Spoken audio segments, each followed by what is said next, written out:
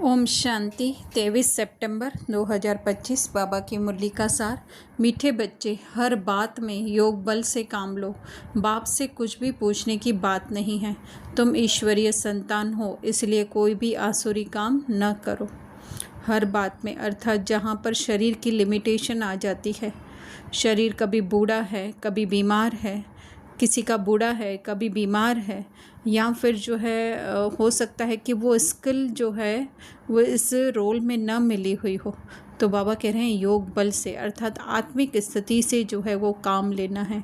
जिसके लिए बाबा कई बार कहते हैं कि बाबा की याद में अगर 10 माइल पैदल भी चलेंगे तो पता नहीं चलेगा, क्योंकि सारी लिमिटेशन एक सोच की वजह से हमारे आती है कि मैं ये हूँ। कभी मैं ऐसा लगता है बहन हूँ तो फिर जो है मैं हैवी वर्क नहीं कर सकती। कभी ऐसा लगता है बाई हूँ मैं तो फिर खाना वगैरह जो लेडीज़ वर्क करती हैं वो नहीं कर सकते हैं। लेकिन जब आत्मिक स्मृति होगी, क्योंकि आत्मा की रीति से तो न कोई बूढ़ा है, न कोई जवान, न कोई बच्चा, न कोई स्त्री है, न पुरुष है। तो इसलिए बाबा कह रहे हैं हर बात में मतलब हर सेकंड प्रति सेकंड अपने आप को स्मृति दिलाते रहो कि मैं आत्मा हूँ। कुछ भी पूछने की दरकार नहीं, क्योंकि आत्मिक स्थिति में जब हम देह से परे की स्थिति में स्थित हो जाते हैं तो फिर जो है सारे सवालों के जवाब उस हमारे खालीपन में हैं, जहाँ हमारी कोई पहचाने नहीं है। न देह की है, न सेंसेशन है, न फीलिंग है, न इमोशन है, न ये देश की दीवारें हैं, क्योंकि ये सारी दीवारें जो हैं हमने ही लगा करके रखी हैं। बाबा कह रहे ईश्वरीय संतान तो किस हिसाब से, ज्ञान के हिसाब से जो है हम जो ज्ञान बाबा में है तो इसीलिए जो है वो हमारे में है।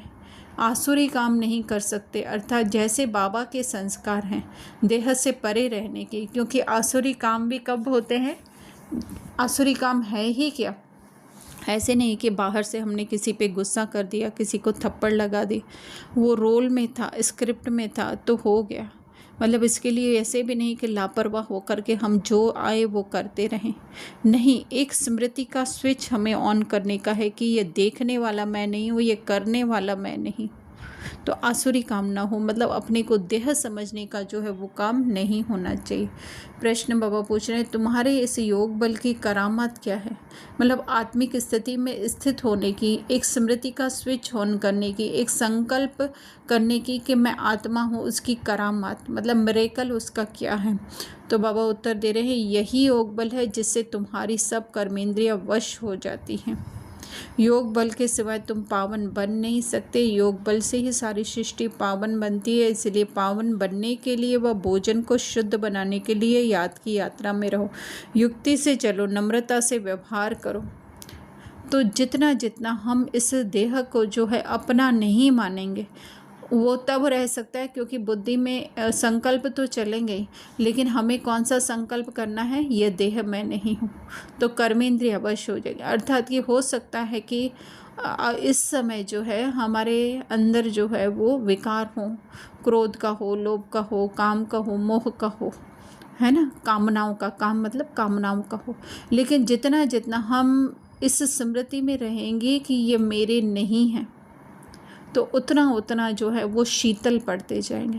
जब कोई पराई वस्तु होती है तो वो जो है वो हमें आकर्षित मतलब इस तरह से आकर्षित नहीं कर सकती कि जैसे मैंने किया।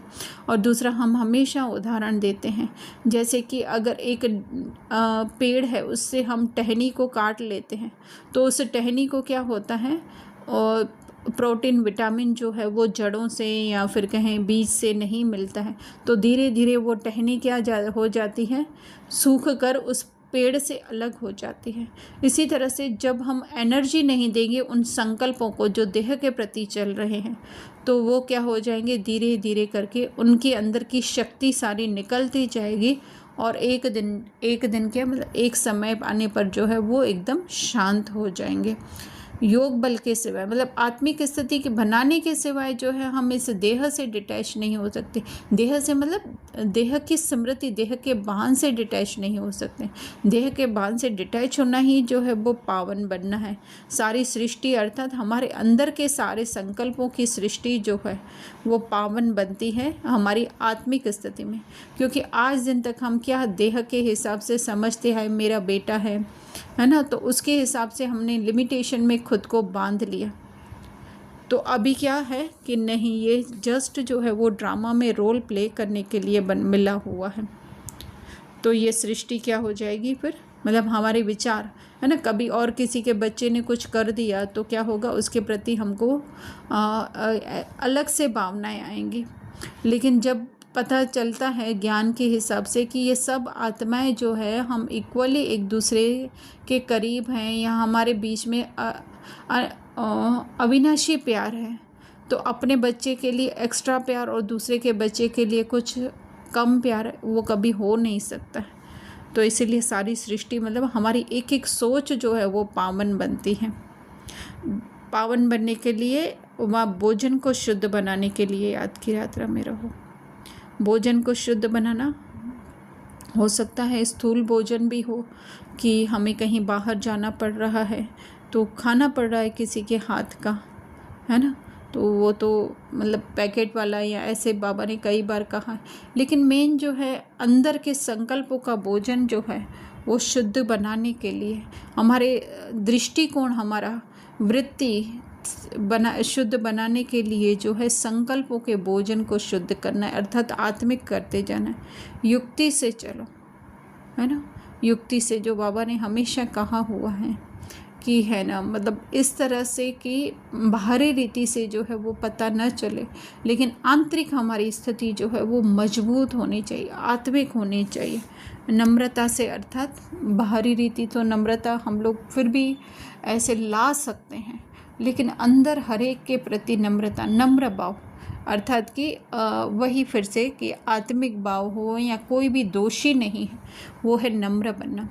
फिर धारणा में बाबा कह रहे हैं जैसे बाबा बच्चों की सेवा कैसे करते हैं। बाबा बच्चों की सेवा एक तो वो ज्ञान दे करके करते हैं सेवा, है ना, और जो ज्ञान हम अगर उनका पार्ट नहीं है ज्ञान देने का, तो भी जो है भगवान के रूप में जो भक्त उन्हें याद करते हैं तो वो उन्हें क्या देखते हैं, निर्दोष दृष्टि से देखते हैं।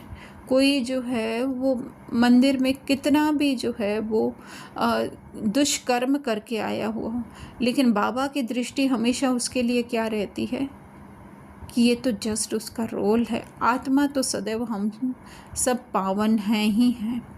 तो बाबा ने कहा कोई अहंकार नहीं, ऐसे फॉलो करना है, कोई देह का अहंकार नहीं, या मैंने किया ये अहंकार नहीं, मेरे द्वारा बड़े से बड़ी सेवाएं कराई जा रही हूँ, है ना, हज़ारों लाखों लोगों को ज्ञान दिया जा रहा हो, लेकिन कोई भी बलिहारी मेरी नहीं है।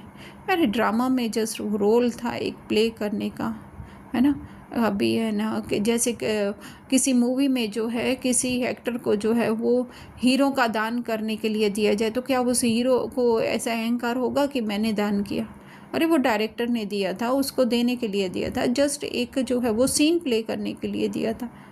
इसी तरह से हमारा भी है, हज़ारों लाखों लोगों का हमारे द्वारा कल्याण हो रहा है, तो इसमें अहंकार नहीं करना है मेरे द्वारा, ये तो जस्ट वो इंस्ट्रूमेंट है जो बाबा ने यूज़ किया, ऐसे फॉलो करना है। बाप की श्रीमत पर चलकर विश्व की बादशाही लेनी है, रिफ्यूज़ नहीं करनी है।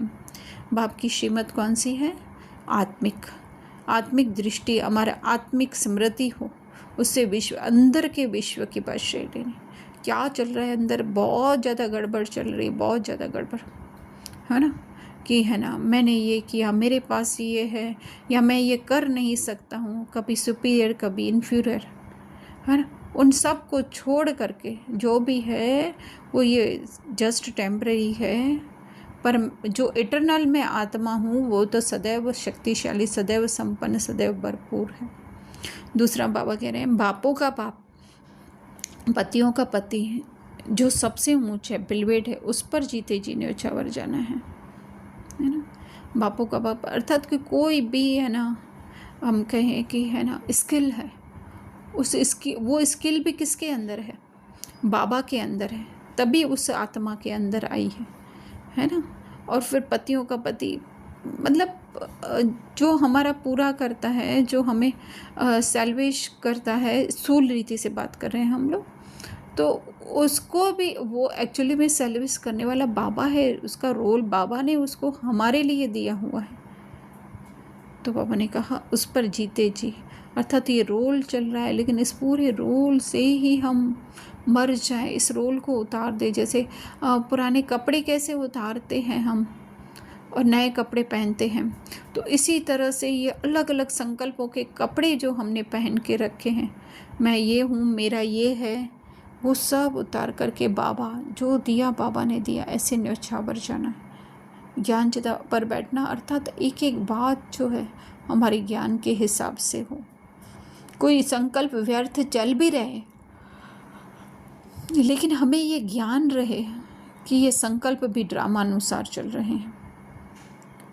बाबा ने कहा कभी भी भूले चुके जो है बाप को भूल उल्टा काम नहीं करना। उल्टा काम मतलब उल्टा काम है कौन सा? स्वयं को देह समझना ही जो है वो उल्टा काम है कि इस देह ने जो किया, अच्छा किया बुरा किया, उसको मेरा कहना, ये उल्टा काम है।